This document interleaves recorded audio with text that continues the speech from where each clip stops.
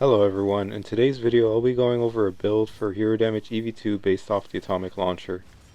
The Atomic Launcher is one of the two weapons that is created by the weapon manufacturer's defense after it reaches 100% charge and is the very first weapon that you pick up. When picked up, it allows Eevee to shoot single-use projectile that does massive area of effect damage. This weapon can be enhanced with two shards called Atomic Madness and Atomic Capacity. Atomic Madness is a glove shard that gives the weapon 2 extra projectiles per shot based off of your Eevee's hero damage stat, while Atomic Capacity is a relic shard that gives 1 extra shot every 4 upgrade levels. A fully maxed ungilded Atomic Capacity shard gives you the ability to shoot 3 times, while a fully maxed gilded version will have a max of 4 shots. Having both of these is really important to this build because it will allow you to fire up to 12 projectiles per weapon use. Some noticeable things that you will have to take into account is that the weapon manufacturer's charge rate is based off when an enemy dies within the weapon manufacturer's damage area. So it doesn't matter if the enemy died by the weapon manufacturer or through another source. It just means an enemy has to die in general in its range to charge, as it takes up to 40 enemies to be killed in order for a weapon to be made. Depending on how you want to make your weapon manufacturer, there is a shard that increases the charge rate called Weapon Manufacturer's Overcharge that decreases the amount of kills needed by about half.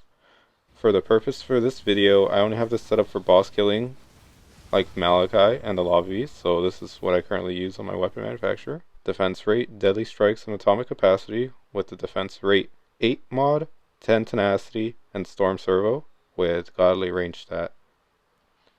Now for the hero damage Eevee build, I have fragile damage, healthy power, and swap damage across all my gear pieces. For helmet, I have warm scarf, haste, and mana capacitor. Gloves is Atomic Madness, Critical Strike, and Long Shot. Chest is Coup de Grace, Resolute Armor, and Power Gambit.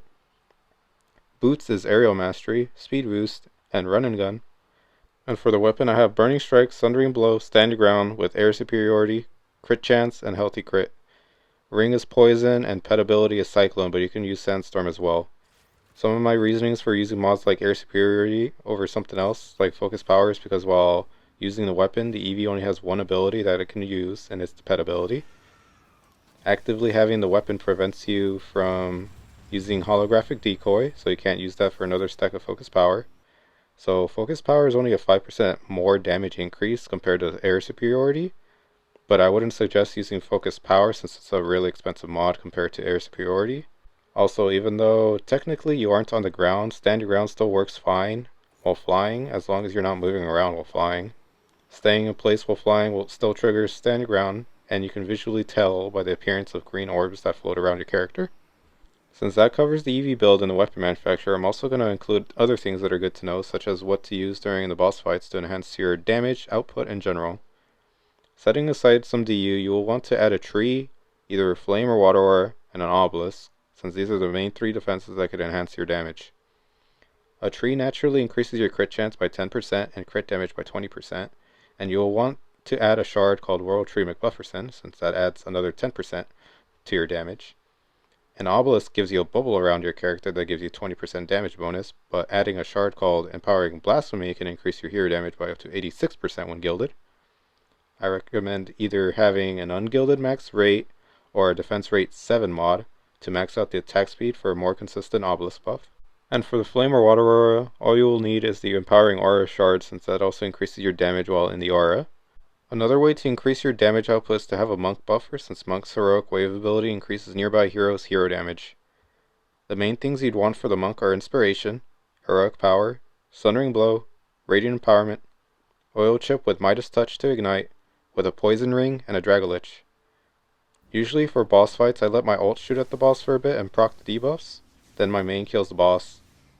Other things to note is that the build works pretty well mostly for Malachi and Lava Beast, only since they are ground-based bosses, while Genie has phases and Phoenix is a flying enemy, so not all the projectiles will be able to hit the Phoenix, unless you can get it stuck somewhere.